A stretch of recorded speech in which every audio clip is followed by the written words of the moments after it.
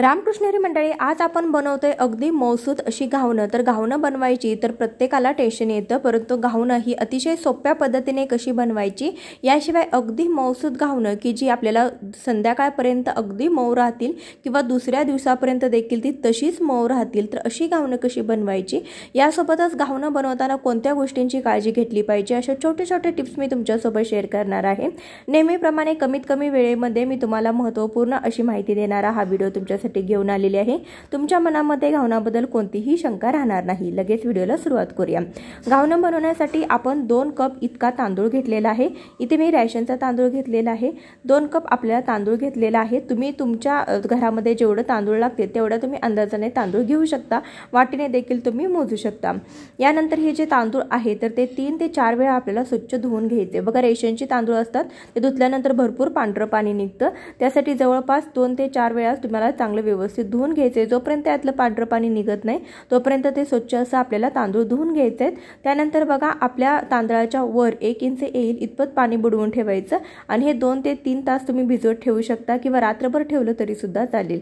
रात्रभर भिजत ठेवून दुसऱ्या दिवशी तुम्ही घावणे केले तरी सुद्धा चालतील किंवा तुम्ही 2-4 तास फक्त भिजवलं तरी सुद्धा चालेल। यानंतर या तांदळातलं पाणी नितळून घ्यायचं आहे आणि मिक्सरमध्ये आपण हे तांदूळ बारीक करून घेणार आहोत। तर बारीक करण्यासाठी पहिल्यांदा इथे मी अर्धा कप इतकं तांदळामध्ये पाणी घातलेलं आहे आणि अगदी स्मूथ अशी आपल्याला त्याची पेस्ट बनवायची आहे, म्हणजे अतिशय मऊ असे हे पीठ आपल्याला वाटून घ्यायचं आहे। इथे आपले सगळे तांदूळ वाटून झालेले आहे। त्यामध्ये मी आणखीन 2 कप इतकं पाणी घातलेलं आहे आणि त्यानंतर त्यामध्ये चवीनुसार मीठ घालायचं। बघा, आपलं पाण्याचं प्रमाण बघा, पहिल्यांदा आपण अर्धा कप आणि त्यानंतर 2 कप पाणी घातलेलं आहे। अगदी दुधासारखं पाण्यासारखं हे मिश्रण बनलं पाहिजे। या पद्धतीने घावणाचं जे पीठ आहे तर ते तयार करायचं, म्हणजे आपली घावणं जी आहे तर ती बिघडत नाही। यानंतर गॅसवरती एक नॉनस्टिक तवा आपण ठेवलेला आहे। हा तवा भरपूर गरम करून घ्यायचा आहे। त्यानंतर त्याला तेल लावून घ्यायचं आणि अशा पद्धतीने आपण हे घावणाचं पीठ आहे तर ते पसरवून घ्यायचं आहे। पहिल्यांदा कडेला आणि त्यानंतर आत आपण अशा पद्धतीने पीठ पसरवून घ्यायचं। झाकण ठेवून फक्त 1 मिनिटभर आपल्याला एक वाफ काढायची आहे आणि त्यानंतर घावणाची तुम्ही पलटी करू शकता। घावण आपण दोन्ही साईडून देखील भाजू शकता। घावणं भाजत असताना अशा पद्धतीने जर घावण थोडंसं तुटलं तर त्याला काय करायचं हे देखील मी तुम्हाला पुढे सांगते।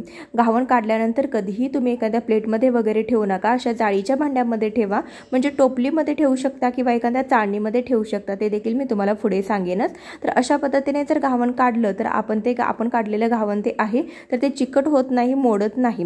घावण काढताना चिटकू नये किंवा मोडू नये यासाठी काय करायचं, तर आपलं जे उलतान आहे तर ते उलतान आपण थोडंसं पाण्यामध्ये भिजवून घ्यायचं, म्हणजे घावण काढताना जेव्हा उलतानाला चिटकतं आणि त्यामुळे घावण मोडू शकतं, तर त्यासाठी अशा पद्धतीने तुम्ही जर घावण काढलं तर ते घावण मोडणार सुद्धा नाही। घावणाचं पीठ जर आपण खूपच घट्टसर केलं तर त्याची घावणं जी आहे तर ती शिजताना बघा वरून कधी कधी पांढरं असं पडतं आणि ती घावणं व्यवस्थित होत नाही। त्यासाठी तुम्ही घावणाचं पीठ जेव्हा बनवाल तर तेव्हा ते अगदी पाण्यासारखं बनवायचं। याला दक्षिण भारतामध्ये नीर दोषा असं देखील म्हटलं जातं। नीर म्हणजे पाणी, आणि प्रत्येक वेळेस आपण जेव्हा घावण घालू तर त्यावेळी जे मिश्रण आहे तर ते पूर्णपणे ढवळून घ्यायचं, कारण की जे पीठ आहे ते खाली बसतं आणि पाणी आहे तर ते वर राहतं। त्यासाठी प्रत्येक वेळेस आपल्याला हलवूनच घ्यायचं आहे, त्यामुळे आपली जी घावणं आहे तर ते व्यवस्थित परफेक्ट बनतात।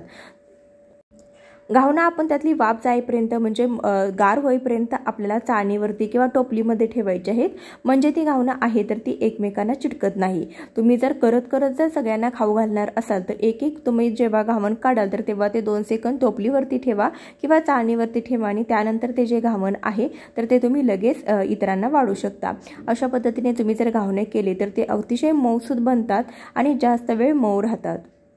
तुम्हाला जर घावणे जर कुरकुरीत आवडत असतील तर तुम्ही काय करायचं, घावणे घातल्यानंतर गॅसची फ्लेम कमी करायची, कमी आचेवरती 2 ते 3 मिनिट घावणं व्यवस्थित शिजू द्यायचं, तेव्हा त्याला कुरकुरीतपणा येतो आणि ती घावणे कुरकुरीत देखील बनतात। घावणाचं पीठ बनवण्यासाठी जे तांदूळ आहे तर ते भरपूर मऊ असे वाटायचे, म्हणजे जेवढे जास्त तुम्ही मऊ किंवा बारीक असे वाटाल तर त्याची घावणे जी आहे तर ते परफेक्ट बनतात। घावणे बनवत असताना तुम्ही 2-3 वेळा ट्राय केलं तर नक्कीच ही घावणे तुम्ही बनवू शकता। अतिशय सोप्या पद्धतीने ही घावणे बनतात आणि करायला देखील अगदी झटपट असा हा नाश्ता तयार होतो। व्हिडिओ आवडला असेल तर लाईक, शेअर आणि सबस्क्राईब करायला विसरू नका। ही रेसिपी नक्कीच ट्राय करा आणि कशी झाली कमेंटद्वारे अवश्य कळवा।